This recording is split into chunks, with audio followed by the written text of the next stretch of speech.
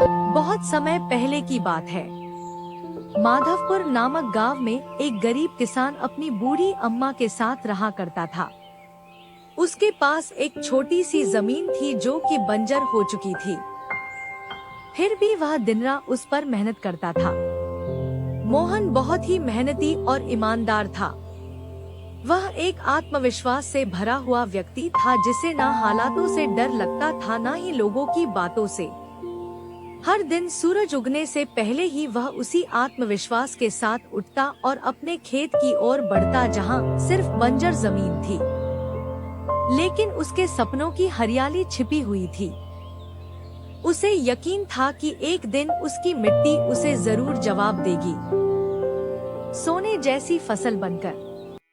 ओ बेटा मोहन, तेरे लिए मैंने जमींदार से बात कर ली है। वो तुझे अपने पास काम पर रख लेंगे। तू भी जाकर उनसे एक बार बात कर ले बेटा।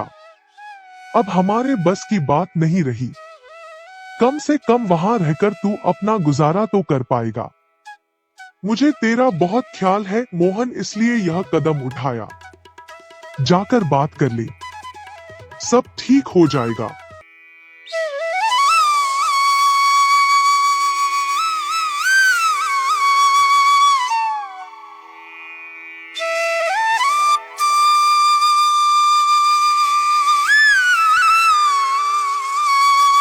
अम्मा, तुमने क्यों बात की वहाँ? मैं नहीं जाऊंगा।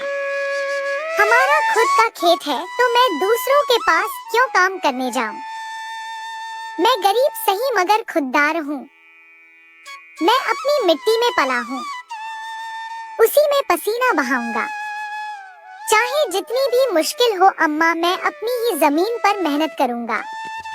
किसी और की नौकरी नहीं करूंगा। अरे मोहन, उस बंजर जमीन में क्या उगाएगा तू?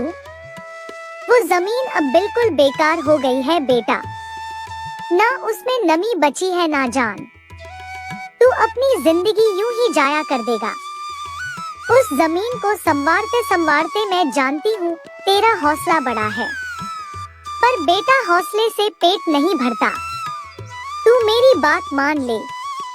वो जमींदार कम से कम तुझे रोज की रोटी तो देगा।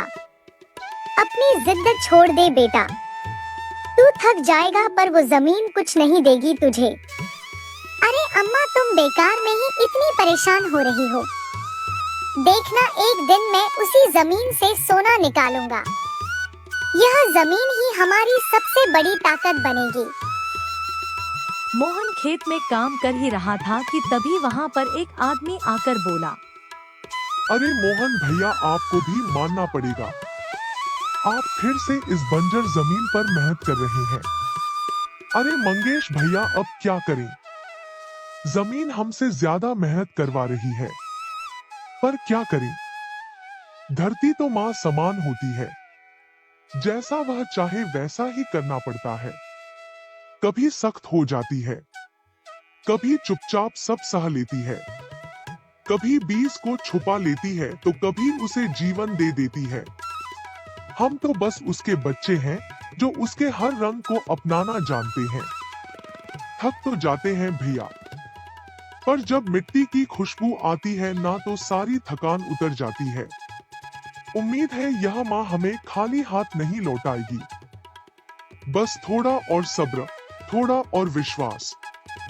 आप जैसा मूर्ख तो मैंने आज तक नहीं देखा भैया। क्या सोचते हो आप?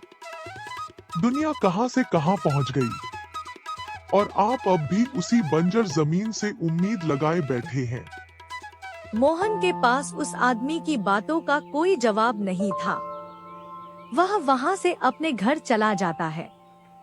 जब दोपहर को मोहन थक हार कर घर पहुंचता है तो देखता है कि माँ बुझे हुए चूल्हे के पास चुपचाप बैठी है। क्या हुआ अम्मा? तुम ऐसे क्यों बैठी हो? खाना क्यों नहीं बनाया? क्या बात है? बेटा, चूल्हा जलाने के लिए लकड़ियाँ नहीं है, इसीलिए चूल्हा कैसे जलेगा? बस इतनी सी बात है अम्मा। मैं अभी जाकर ले आता हूँ लकड़ियाँ। मोहन लकड़ियाँ लाने जंगल चला